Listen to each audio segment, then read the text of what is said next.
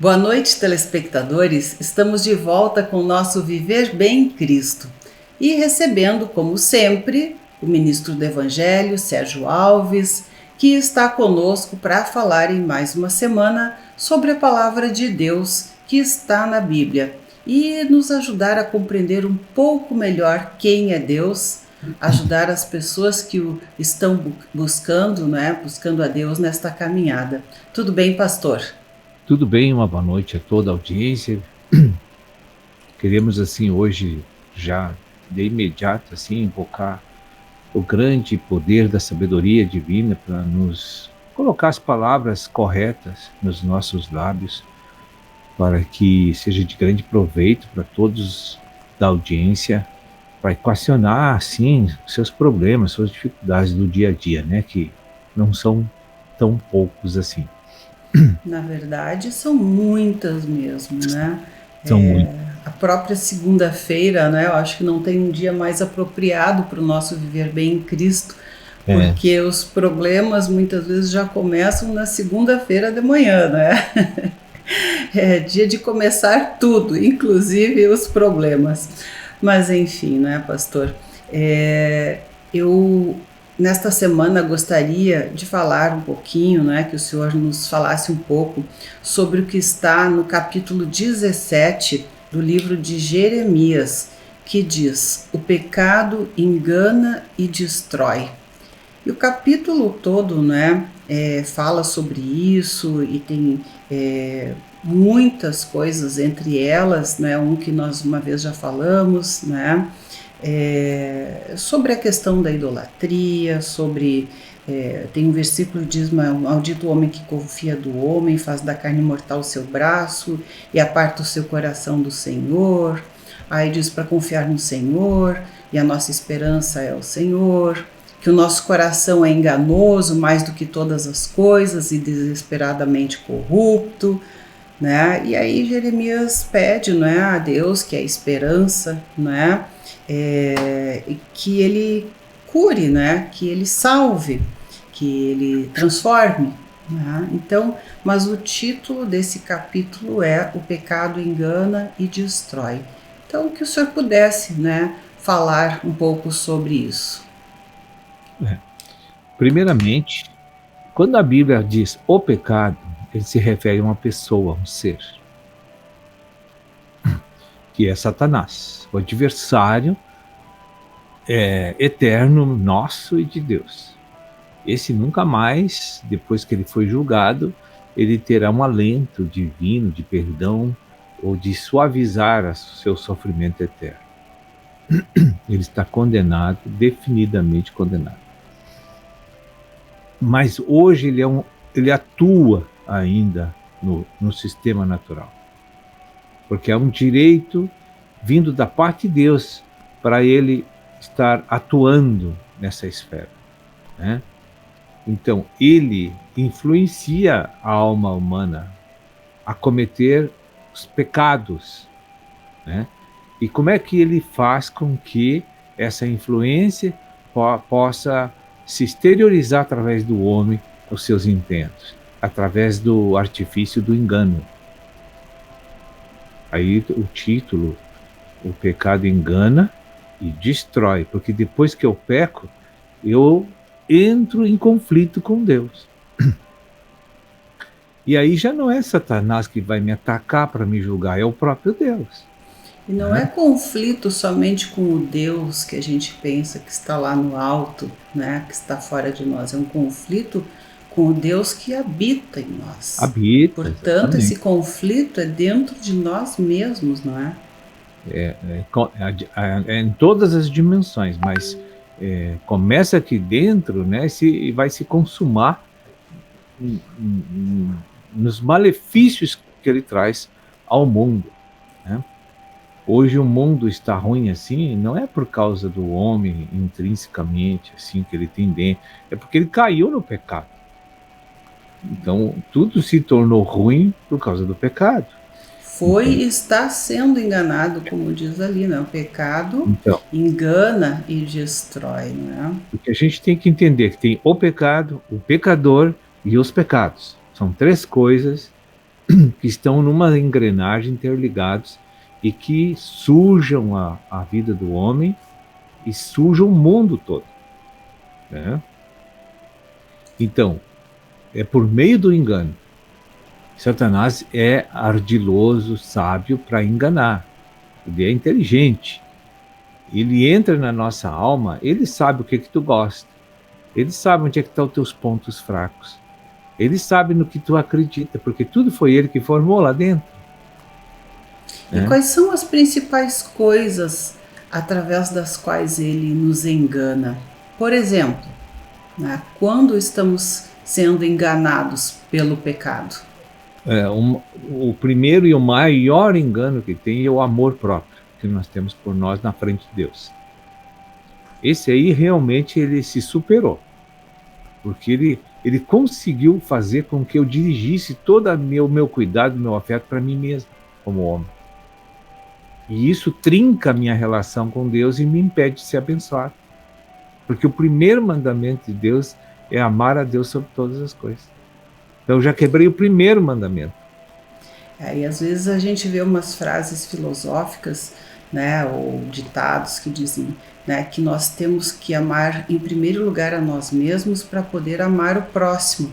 Na verdade, para amar o próximo, nós temos que amar Deus em primeiro lugar, não é? Verdade. E não a nós mesmos, porque amando a nós mesmos é que o próximo às vezes, né, se estrepa, como se diz. Veja bem que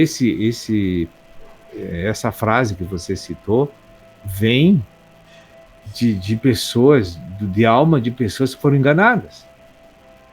Elas não estão dizendo isso porque elas são ruins e malignas, mas sob o engano do inimigo, estão fazendo mal para outras, porque estão emitindo princípios errôneos que vai gerar tristeza e de ruína para as pessoas.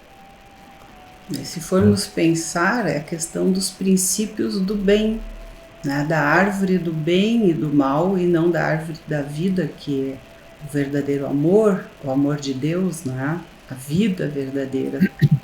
Porque o bem e o mal são da mesma origem, né? E as pessoas confundem um pouco isso, né? Aliás, confundem bastante isso, a questão do bem humano e do bem de Deus, né? Então, se você encontra uma pessoa que tem a capacitação de se desapegar de si mesma, essa pessoa é muito espiritual. Então, desapegando-se de nós mesmos, é muito mais fácil nós fazermos este bem, né? O bem de Deus, porque aí deixamos Deus fluir, eu creio, através de nós, se Deus está dentro de nós e habita, né? Nós não somos um empecilho para Ele, eu creio. Porque, veja bem, se eu tenho o entendimento e a facilidade de amar a Deus, como o centurião no capítulo 8 de Mateus, né? Aquele homem tinha um servo em casa que ele amava muito aquela pessoa, estimava muito aquela pessoa, e aquela pessoa estava morrendo, ia morrer.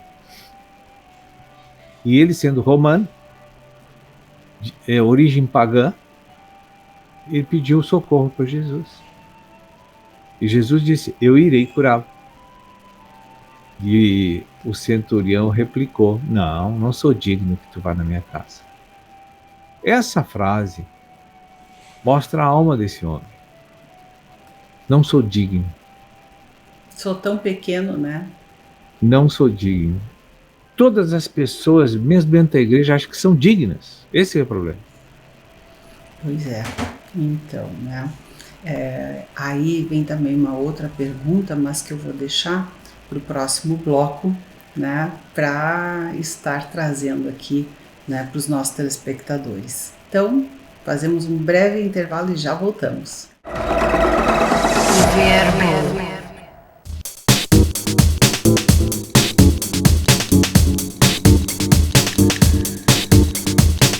Estamos de volta e continuamos a falar sobre o capítulo 17 do livro de Jeremias, que diz que o pecado engana e destrói.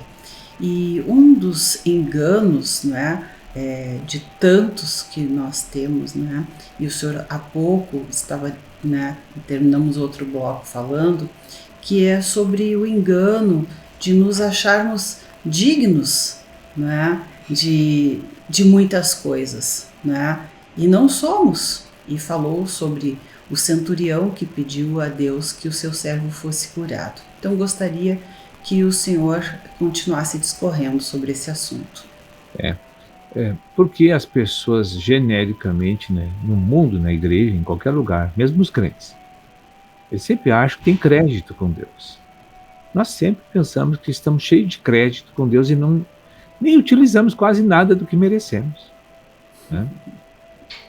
Então, isso é o maior engano do inimigo dentro da nossa alma, fazer a gente ter essa convicção psicológica de que eu sou uma pessoa credora de Deus, né? Sim, que o nosso lugarzinho lá no céu já está comprado, terreninho comprado, né? Como às vezes brincam. Já comprei meu terreno lá no céu, fiz tal coisa. E quando chega assim a adversidade, a dificuldade, a dor, as experiências ruins na nossa vida, a gente fica perplexo com aquilo, mas como? Por que que Deus está deixando eu passar por isso?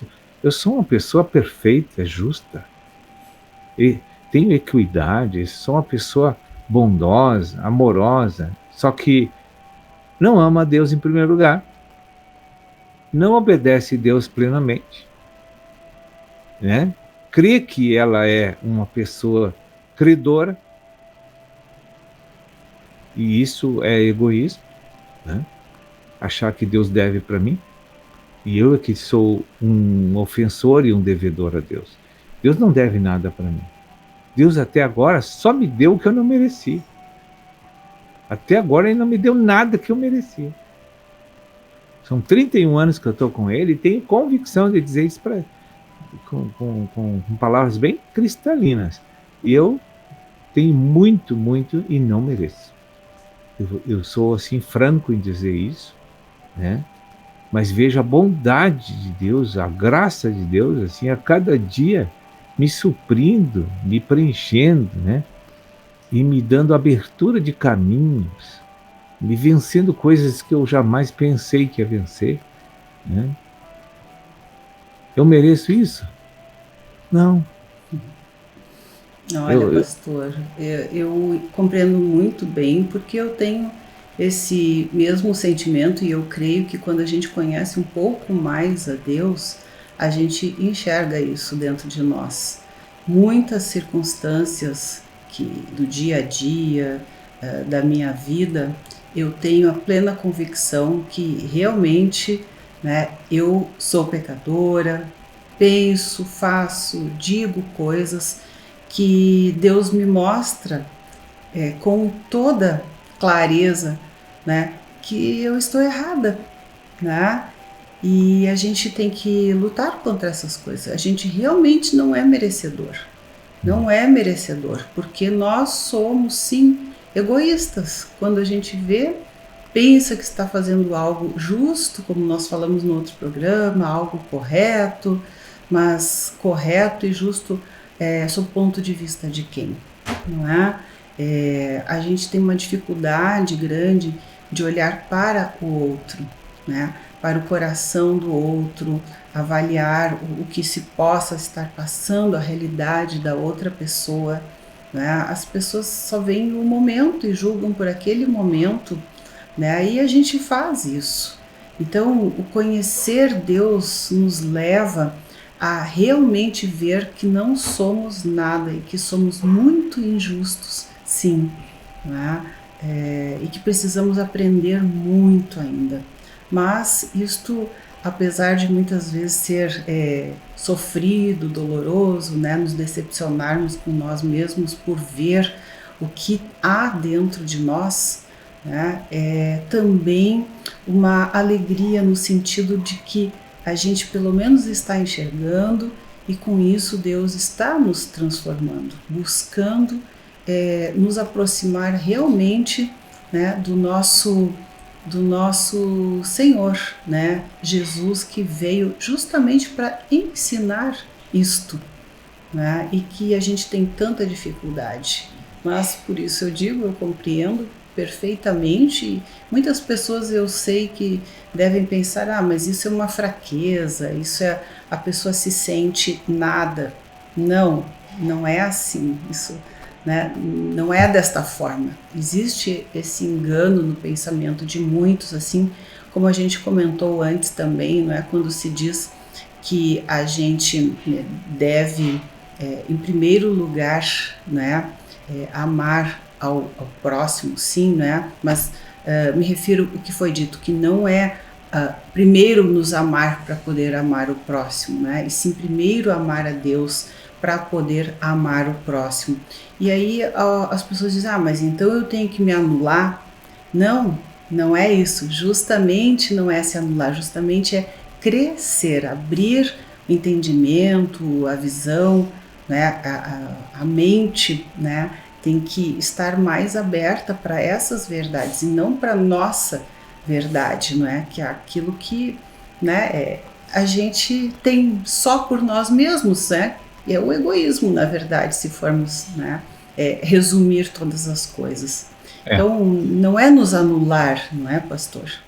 não, pelo contrário, é fazer a gente ficar extremamente dinâmico em favor do crescimento e da ajuda aos outros, né? É bem o contrário. Porque quando eu sou manso e humilde para Deus, eu me torno extremamente dinâmico e ajudador de todos e de tudo, né? Então, o próprio Senhor Jesus disse com suas próprias palavras que se o Filho te libertar do engano, do pecado e dos pecados, que quando Deus erradicar o pecado, o pecador inexiste já. E os pecados muito menos. Então Deus trata o pecado, é o elemento governante natural, psicológico do homem, né? Então Jesus diz, eu sou manso e humilde de coração, vocês têm que aprender comigo, porque aí vocês vão ser grandes em Deus e muito ativos. E erradicar o pecado que habita em nós, não é? Isso.